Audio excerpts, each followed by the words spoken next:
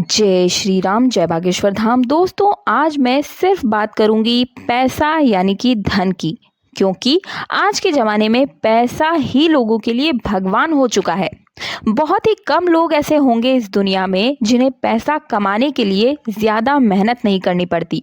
ये बात तो आप सभी जानते होंगे।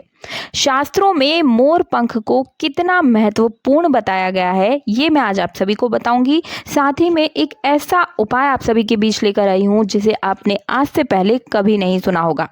हिंदू मान्यता के अनुसार घर में मोर पंख का प्रयोग करने से अमंगल टल जाता है। मोर पंख की वजह से आपके ऊपर जितने भी ग्रह दोष आ रहे हैं या दुर्भाग्य है, वो आपके आसपास भटकता भी नहीं है, ऐसा कहा जाता है। भगवान श्री कृष्ण ने मोर पंख को अपने मुकुट में धारण करके इसे अपने मुकुट में स्थान दिया है। वास्तु दोष को दूर करता है ये। अगर मोर पंख को सही जगह रखा जाए और सकारात्मक ऊर्जा अगर आपको पानी है तो इस उपाय को आप जरूर कीजिएगा। जिस घर में मोर पंख होता है उसमें 9 ग्रहों का जो प्रभाव है, गलत प्रभाव, वो कभी नहीं पड़ता है। भगवान श्री कृष्ण कहते हैं कि मोर पंख सुख शांति का प्रतीक है। हिंदू धर्म में ही नहीं बल्कि हर धर्म में इसका विशेष महत्व होता है। अब मैं आपको बताऊंगी कि मोर पंख को आपको कहाँ रखना चाहिए और उससे क्या क्या लाभ होते हैं। उसको कहाँ रखने से आपकी पूरी किस्मत चमक उठ सकती है। यदि आप मोर पंख के साथ में ही बांसुरी को भी अपने घर में स्थान देते हैं, रखते हैं, तो इससे आपके घर में, परिवार में प्रेम बढ़ जाता है। परिवार में लड़ाई झगड़े नहीं होते हैं, पति पत्नी में प्यार बना रहता है। हमारे घर में सकारात्मक ऊर्जा के कारण यही होते हैं। घर का वातावरण शांत रहता है, खराब नहीं होता।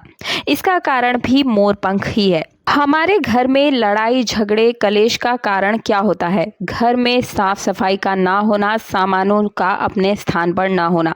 तो उनमें से कई ऐसे सामान होते हैं जिन्हें हम बाहर तो नहीं फेंक सकते, लेकिन हम अपने घर में मोर पंख रख सकते हैं, जिसकी वजह से उसका दुष्प्रभाव हमारे घर पर ना पड़े। इसलिए हमेशा अपनी चीज़ों को व्यवस्थित जगह पर रखें, और अगर ऐसा नहीं कर पाते हैं आप, तो अपने घर में मोर पंख को स्थान तो अवश्य ही दीजिए। अब मैं आप सभी को जो उपाय बता रही हूँ, इस उपाय को आप आज ही कर लीजिएगा। इस उपाय को करने के लिए आपको चाहिए बहुत सारे मोर पंख, यानी मोर पंख का जो झाड़ू होता है वो आप खरीद कर ले आएँ। और जिनके घर में पहले से मौजूद है उनको तो कुछ सोचने की ज़रूरत ही नहीं है। बस आपको इन मोर पंखों से अपने पूरे घर में हवा करनी है, यानी कि हर कमरे में इस मोर पंख को हिलाना है। कमरे में हर जगह में, यानी कि कहने का मतलब है आपके किचन में, बेडरूम में, या फिर आपका ड्राइंग रूम हो या फिर किचन ही क्यों ना हो, आपको हर एक कमरे में इसे हिलाते हुए जाना है। इससे आपकी जितनी भी नकारात्मक ऊर्जा है वो सब घर से बाहर हो जाएगी। अगर आप रोज सुबह पूजा करने के बाद ऐसा करते हैं तो आपके घर में सुख शांति हमेशा ही बनी रहेगी, घर में कलेश नहीं होगा। अब मैं आपको बताऊंगी कि वो कौन सी जगह है जहां पर आपको मोर पंख को रखना चाहिए, जिससे कि आपके घर में धन वर्षा हो, और कहां रखने से आपकी जो भी अड़चने हैं परिवार पर जो आ रही हैं, या फिर परिवार के सदस्यों की तरक्की रुकी हुई है, अड़चन आ रही है, तो वो भी दूर हो सकती है। घर के मुख्य दरवाजे पर आप गणेश जी की प्रतिमा जरूर लगाएं ऊपर की ओर, और उस प्रतिमा के दोनों ओर मोर पंख अवश्य लगाइए। इससे आपके घर में किसी भी प्रकार की नकारात्मक ऊर्जा प्रवेश नहीं कर पाएगी।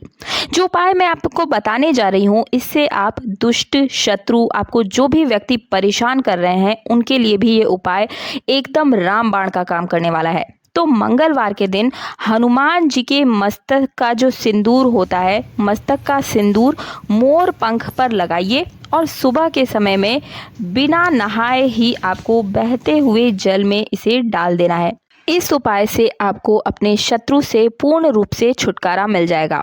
मन वांछित फल प्राप्ति के लिए आपको कई दिनों से अगर आपकी कोई इच्छा है जो कि अधूरी है, पूरी करने की आप कोशिश निरंतर कर रहे हैं, लेकिन आपकी इच्छा पूरी नहीं हो रही हो, तो ऐसे के लिए आपको बार बार जो रुकावट आती है, उसके लिए आपको राधा कृष्णा के मंदिर में चले जाना है दोस्तों। ध्यान से सुनिएगा इस उपाय को। भगवान श्री कृष्ण को मोर पंख चढ़ाएं अथवा आप घर में ही श्री कृष्ण की मूर्ति पर मोर पंख को जरूर चढ़ा दीजिएगा। मोर पंख चढ़ाते समय आप अपनी इच्छा श्री कृष्ण के चरणों में जरूर समर्पित कीजिएगा।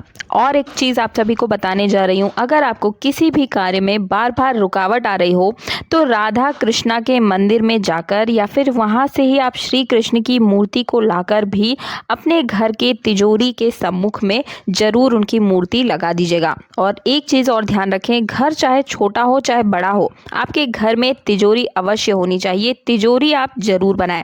ध्यान रखें कि तिजोरी को पश्चिम दिशा की ओर जो दीवार होती है उसमें ही आप रखें और उसका मुख पूर्व दिशा में ही होना चाहिए। ऐसा करने से माँ लक्ष्मी की जो असीम कृपा है वो आपके घर पर सदैव बनी रहेगी। माँ लक्ष्मी की पूजा में मोर पंख आप अवश्य लगाएं, फिर उसे तिजोरी में आप रख दीजिए। ऐसा करने से घर में पैसे की कमी आपको कभी नहीं आएगी। किसी भी शुभ दिन आप इस काम को कर सकते हैं। किसी भी शुभ दिन 21 मोर पंख लेकर घर के ऐसे स्थान पर आप रख दीजिए जहां पर आने जाने वाले हर व्यक्ति की लोगों की नज़र सबसे पहले पड़ती हो, क्योंकि मोर पंख का स्वभाव होता है कि वो लोगों की नकारात्मक दृष्टि को अवशोषित कर लेता है। अब मैं आपको बताती हूँ कि कबूतर के पंख से क्या होता है। जी हाँ दोस्तों, मैं बात कर रही हूँ कबूतर के पंख की। इस चीज़ को ध्यान से सुनिएगा।